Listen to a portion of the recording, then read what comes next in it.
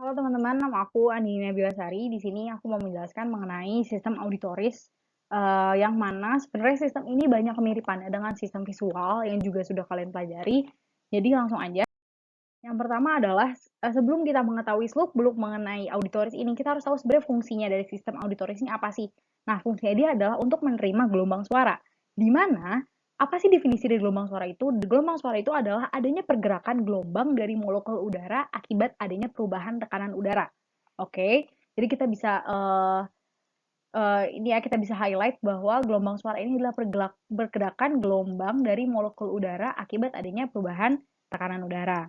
Oke, nah di fungsi auditoris ini ada tiga properti fisik yang paling paling paling utama. Yang pertama adalah frekuensi, yang kedua adalah amplitudo, dan yang ketiga adalah timbre. Nah, seluruh nanti tiga ini akan aku jelaskan setelahnya. Tapi di sini kita harus tahu bahwa tiga properti ini nantinya akan diubah menjadi listrik di mana akan terjadi aksi potensial setelahnya. Kayak gitu. Oke. Yang pertama masuk ke frekuensi. Nah, frekuensi ini kata kuncinya ya, teman-teman. Kata kunci paling utamanya adalah tinggi atau rendah. Oke, untuk melihat seberapa rapat atau seberapa renggang sih si gelombang suara ini. Nah, satuannya ini adalah berupa hertz atau Hz, di mana sebenarnya frekuensi kalau kita tahu nih di manusia aja nih, frekuensi manusia itu biasanya sekitar 20 sampai 20.000 hertz. Di mana itu namanya audiosonik.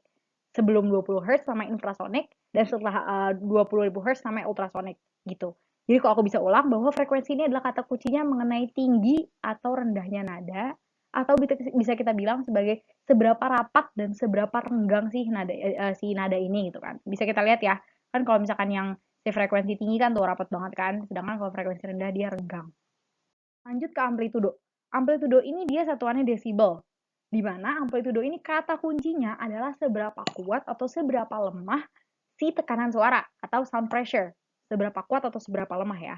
Nah, 1 desibel ini bisa disamakan dengan besarnya tekanan suara di frekuensi suara yang jumlahnya 1000 Hz. Itu yang kita harus tahu tentang amplitudo. Lalu setelahnya ada timbre, di mana timbre ini tuh coba kalian lihat ya di sini kan biasanya disamainnya tuh sama musik kan. Soalnya ini ngomongin tentang kualitas suara, karakteristik dari kombinasi gelombang suara. Jadi ada ya kombinasi gelombang suara nih. Nah, dilihat nih kualitas atau karakteristik murninya tuh gimana sih? Kayak gitu. Itu timbre. Bisa kita highlight ya, kualitas atau karakteristik. Lanjut. Nah, sekarang kita masuk ke struktur telinga. Ini sebenarnya sebelum ini gambaran besarnya dulu ya, bahwa struktur telinga itu dibagi jadi tiga. Ada telinga luar atau outer ear, ada telinga tengah atau middle ear, dan yang terakhir adalah telinga dalam atau inner ear. Ya, jadi telinga luar itu nih daun telinga, ya kan? Terus habis itu kalau telinga tengahnya ini kita bisa bilang ini gendang telinga, telinga dalamnya ini koklea. Ini yang paling terkenal banget. Maksudnya yang paling kelihatan lah secara kasat mata kita bisa lihat di gambar sini perbedaan antar tiga ini. Langsung masuk ke telinga luar. Oke, telinga luar itu dia ada dua macam. Yang pertama itu ada daun telinga. Daun telinga itu nama lainnya pina. Di mana daun telinga setiap orang ini beda-beda variasinya. Kan ada kan orang yang caplang, ada yang apa namanya telinganya kecil. Nah, itu variasinya emang beda-beda setiap orang. Terus yang kedua, dia memiliki fungsi untuk menentukan lokasi bunyi. Jadi misalkan nih ada gelombang, ada suara, informasi yang masuk, nah dia yang menentukan sebenarnya lokasi bunyinya ada di mana, kayak gitu. Di mana si daun telinga ini tersusun dari tulang-tulang rawan. Tulang-tulang rawan yang tipis dan tapi dia elastis atau lentur. Makanya kan kita bisa gerak-gerakin telinga kita kan.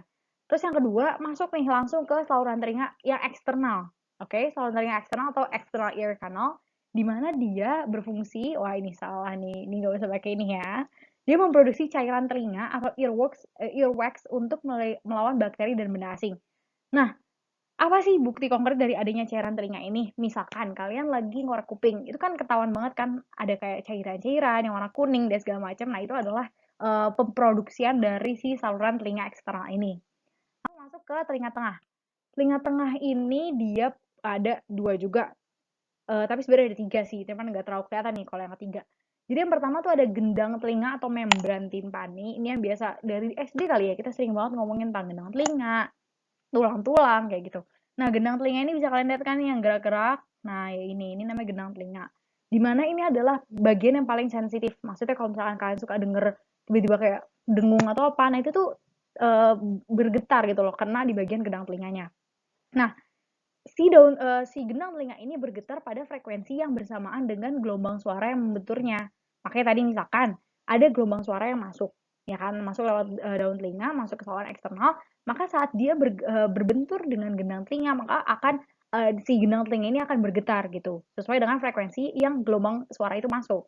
Nah, setelahnya bergetarnya si gendang telinga ini akan masuk ke tulang-tulang telinga, di mana nanti ada 3 nih, aku jelasin ya lanjutannya kan. Nah, si getaran yang ada di gendang telinga ini nanti akan diubah nantinya akhirnya menjadi bunyi. Kayak gitu. Terus selanjutnya ada masuk ke tulang-tulang. Nah, tulang-tulang ini kita dibagi jadi 3, yaitu yang pertama adalah martil atau nama lainnya ada hammer, landasan atau nama lainnya ada anvil, dan yang terakhir sanggurdi atau nama lainnya adalah stapes.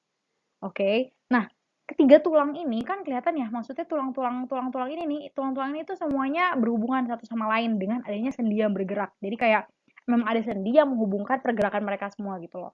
Nah, di sini juga nih di antara tulang-tulang ini ada namanya tabung Eustachius. Tabung Eustachius ini dia berfungsi untuk menghubungkan telinga tengah, ini kan telinga tengah nih ya, yang di sini telinga tengah dengan rongga mulut kita gitu. Jadi dia menyamakan tekanan udara luar dengan tekanan udara yang ada di tengah kayak gitu. Nah, sekarang lanjut nih ke telinga dalam. Telinga dalam itu nih juga yang apa ya, kelihatan banget lah ya. Kalau misalnya kita bisa di sini ada koklea, ya ini ya kayak telinga siput yang siput-siput inilah. Nah, si koklea ini dia memiliki selaput namanya basilar membran. Oke, dia punya basilar membran atau di mana basilar membran ini dalamnya ada sel-sel rambut pendengaran. Oke, coba kita ulang ya bahwa di koklea ini ada selaput basilar membran di mana di dalamnya ada sel-sel rambut pendengaran. Nah, di dalam koklea ini juga ada cairan. Cairan itu namanya cairan perilymphe. Oke. Terus kita bisa tahu kalau misalkan koklea ini dia punya 3 saluran. Ada namanya scala vestibuli, terus habis itu media, sama satu lagi timpani.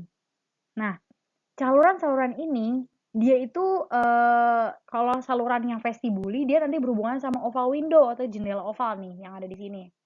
Yang ini kan. Nah, terus kalau misalkan media atau tengah itu ada namanya membran tektorial. Nah, membran tektorial ini ada di dalam selaput membran basilar itu. Nih, ada di sini.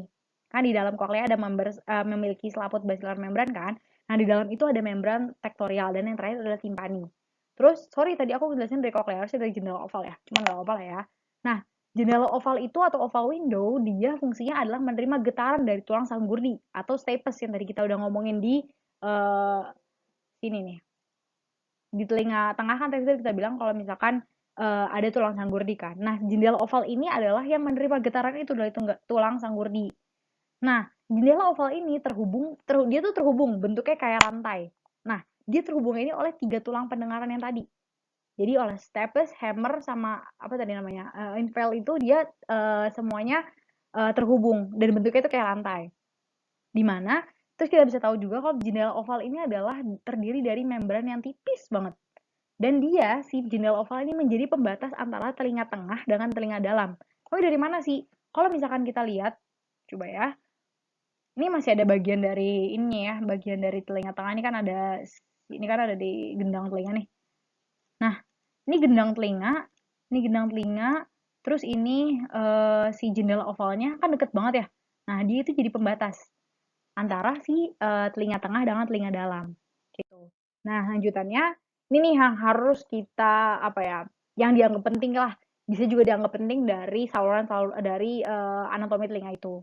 Jadi ini adalah bentuk gimana sih akhirnya si getaran apa namanya informasi yang masuk tadi gelombang suara itu akhirnya masuk ke otak untuk bisa diterjemahkan.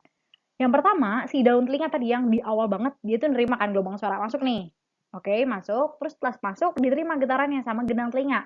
Karena kan pada saat frekuensi dari daun telinga itu masuk, terus bertemu dengan gendang telinga, maka gendang telinga ini akan bergetar untuk mengasih tahu bahwa oh ada frekuensi atau gelombang suara yang masuk, kayak gitu. Nah, dari adanya diterima getaran nih sama gendang telinga, akhirnya menghasilkan getaran bunyi gitu kan. Dimana gelombang suara tadi udah dibilang aku di awal kalau gelombang suara itu akan berubah menjadi getaran bunyi. Nah, setelah masuk ke getaran bunyi, dia akan bergerak lagi dia akan bergetar ke tulang-tulang atau ke 3 tulang yang tadi aku sebutin. Nah, setelahnya dia akan masuk ke telinga dalam, di mana akan mengubah gelombang ini menjadi listrik, ya kan? Nah, pada saat dia sudah berubah jadi listrik, maka dia akan masuk ke otak untuk diterjemahkan akhirnya, untuk diketahui apa sih sebenarnya yang kita dengar. Ya misalkan sekarang, kalian lagi dengar apa yang aku omongin, nah itu sebenarnya pada saat kalian sudah bisa paham apa yang aku omongin, itu sudah masuk berarti ke otak. Apa namanya, informasi atau gelombang suara yang ada sekarang.